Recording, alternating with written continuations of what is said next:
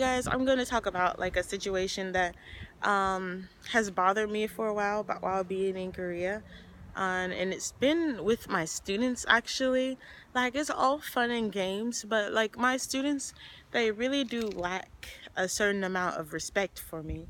And it really sort of bothers me how they can quite blankly in front of other teachers use American profanity, and they can also call me ugly, a gorilla, or a monkey and things to my face and kind of get away with it. Like, I've had students call me a pig. I've had students call me they have told me that my skin is dirty or my hair looks dirty, and not simply because my hair is dirty. It's because my hair is like natural African American hair, and one of my students even said it looked like bugs can hide in my hair. And I was just like, okay. So like every time these type of things happen, I take it with a grain of salt and everything. But it does bother me because, like, in my head, I should be telling them not to say that, not to do this and everything. And I try to help a teacher, like, explain to them why they shouldn't do it, and the teachers will just kind of wave it off like, oh, they don't mean anything by it. But we kind of know that if they go to America with this type of like attitude of saying crap about people, they might not meet someone that's just like, oh, okay, you're a little kid, I'm going to ignore you. They might meet the wrong person. And so that's what I've been trying to tell my co-teachers, so we can like get on this ground, hit the ground running, so to speak, of these kids not really doing these like inappropriate things for American culture, let alone Korean culture. You're not finna have a Korean student tell a Korean teacher that they're ugly. You're not finna have a Korean student tell a Korean teacher that they're a monkey or some type of animal, or that their hair looks stupid, or that their hair looks dirty and everything. And my students, they do it because I'm a foreigner, and they do it because they've done it the first time in front of another teacher, and instead of the teacher reprehending them about it, the teacher would laugh along with them. And that's one thing that really bothered me my years or so in Korea, is that the fact that like it was known from the get-go that the teachers do not respect me, and the students realized they didn't have to respect me. And so I just want to go out and say, all off of the bat, like, if you're coming to Korea and you're a black teacher and everything, these things will happen. Like, don't come if these things are triggers to you, but also come if you're ready to like educate them. Like, I think I wasn't in the place where I could educate them about that, why they were wrong, and I wasn't given the situation to actually sit them down and be like, yo, this is not right, don't call people monkeys. This is something they should already know.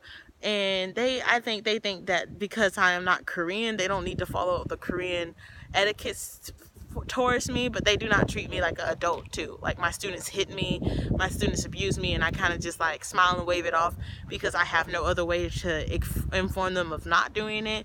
And when I try to tell my co-teacher, they'll be like, oh, they're just students, or they're just playing, and okay, this child is just gonna be playing until they meet the wrong one, and then they won't be doing it again. And I just didn't want to be the wrong one to them. It's not in my nature to really get angry. Like, something will irritate me and then I'll stop speaking about it. But one day I'll sit down and I'll start thinking. I'm like, yes, I should have said something.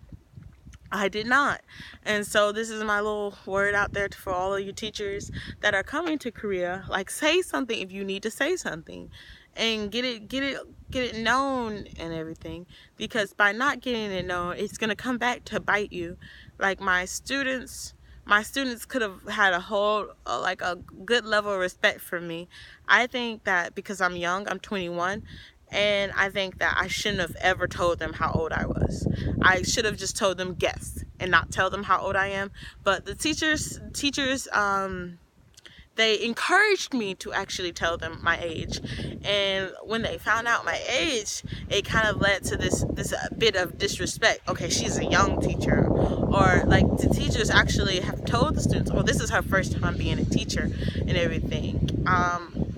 Don't do that. If you're a Korean co-teacher right now and you're watching this video, don't ever let the students know that this is the foreigner's first time being a teacher, if it is their first time being a teacher, because it seriously undermines the foreigner, and it gives the students like, oh, well, she doesn't know what she's doing kind of thing. If you feel like the foreigner teacher doesn't know what they're doing, the students are going to feel like the foreigner teacher doesn't know what they're doing. And if the teachers and the students all around the foreigner teachers feel like the foreigner teacher doesn't know what she's doing, the foreigner teacher is going to feel like she or he doesn't know what they're doing. So it's really all dependent on how the students take you in the first few days. So my students, the first few days, they took me as a tall black woman who is young, and at the end of the year I'm still that tall black woman who is still young, and that's how they've treated me throughout the year.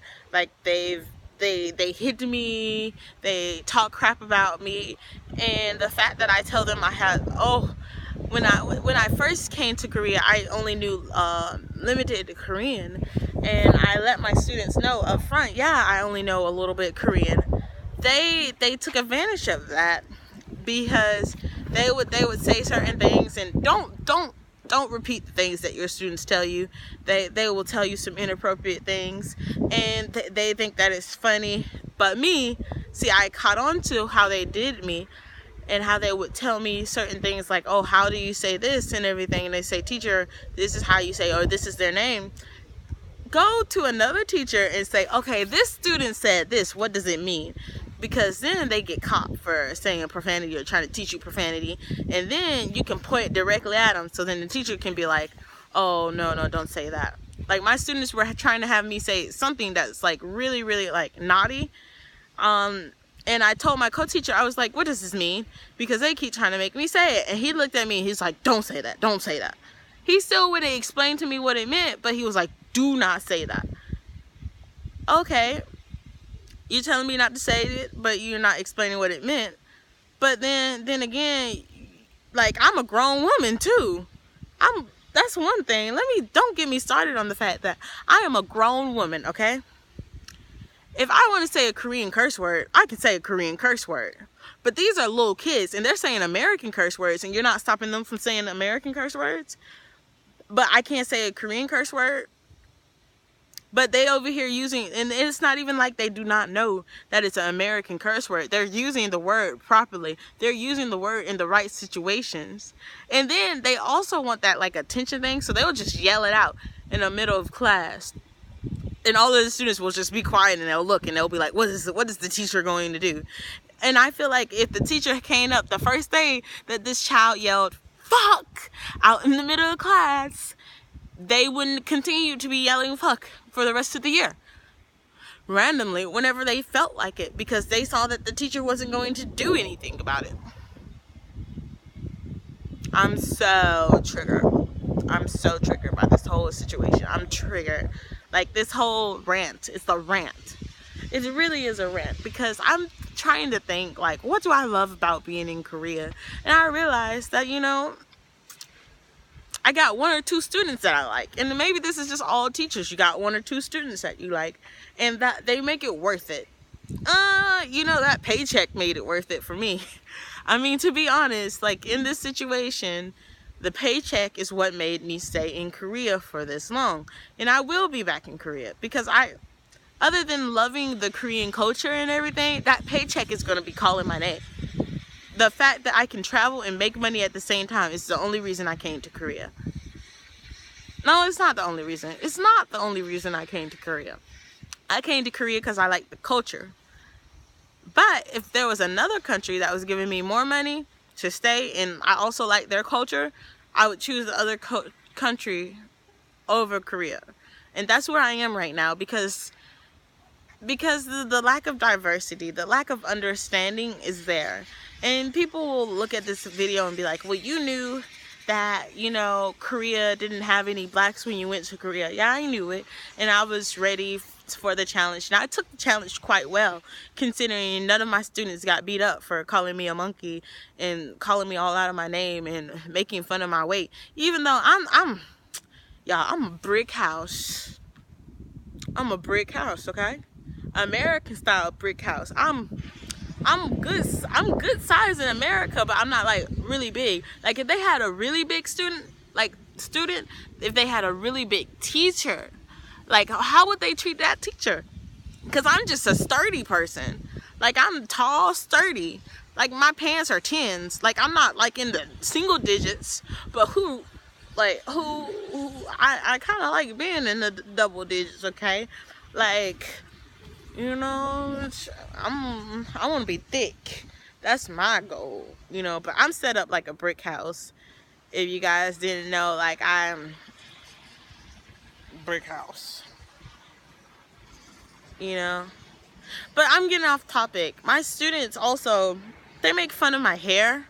Like they'll make fun of my hair. They'll be like, oh, Aaliyah teacher doesn't have hair. And I'm just like, well, what is this on my scalp? It's hair, okay?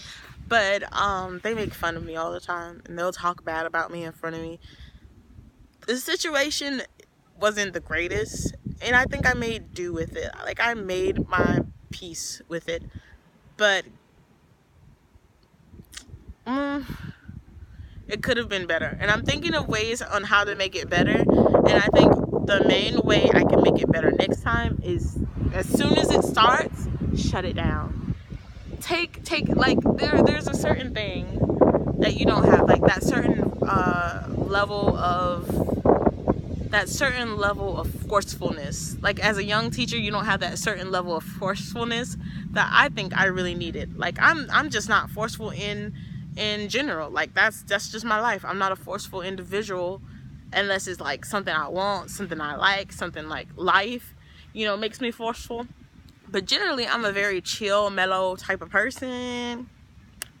And so I think letters to future teacher me, shut it down. You are the teacher, and you will let it known that you are the teacher. Do not be your students' friends. You can be their teacher first and be their friend later. Do not be your students' friends. Be the teacher first and be the friend later. Because you shouldn't need to be putting up with that. You honestly should not be needing to put up with that. Teacher first, friend later.